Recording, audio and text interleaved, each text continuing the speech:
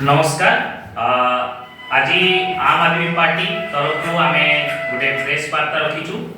तार मुख्य विषय वस्तु है आसंता 9 मार्च रविवार संबलपुर रे आम आदमी पार्टी गोटे सांगठनिक मीटिंग होगा जाऊँगी। ऑल ओवर ओडिशा सारू लीडर्स माने आसीबे एवं से मीटिंग रे पार्टिसिपेट करिवे। सब मीटिंग रो मूल वस्तु है कौन ना आगामी निर्वाचन जो पंचायत निर्वाचन एवं म्युनिसिपल निर्वाचन पाई आम आदमी पार्टी तार रणनीति प्रस्तुत करिवो। आमे देखिलु आसंता जो आम मीटिंग जो होबार अछि आमे देखिलु लास्ट 8 मास हेलानी भारतीय जनता पार्टी सरकार ओडिशा को आसिला परे तांकर जो प्रतिश्रुति देथिले प्रतिश्रुति जगह प्रतारणा छाड़ा आ किछि देना ओडिशावासी जो आशार आलोक से माने देथिले लोकन पाई जो लोके भाबिथिले कि 25 वर्ष शासन पर बीजेपी को परिवर्तन करी बीजेपी को आनिबे एवं ओडिशा लोकन पाई जो माने प्रतिश्रुति देथिले जो लोकन पाई जो सुभद्रा योजना का स्टार्ट करी जते सब योजना कथा कहिथिले 300 यूनिट बिजुली कथा कहिथिले ई सब योजना फेर मारिची ना से प्रतारण छड़ा आ किछि देना। सो आम आदमी पार्टी आसंता दिन रे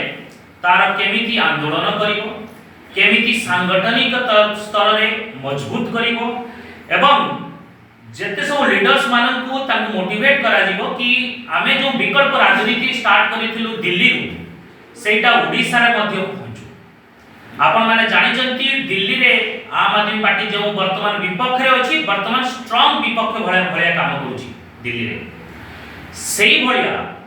आमे ओडिसा रे भी मध्य ओडिसा त केही नाहंती ओडिसा रे गोटे शून्य विपक्ष एठी ओडिसा रे नाहंती कले चले एवं सेही विपक्ष जो शून्यता पूरण करिवो आम आदमी पार्टी एंड आम आदमी पार्टी तार रणनीति तार संगठनिक मजबूत एवं आगामी निर्वाचन पाई जो सब आमर स्ट्रेटेजी आमर सब प्लानिंग आमे 9 मार्च रे सबु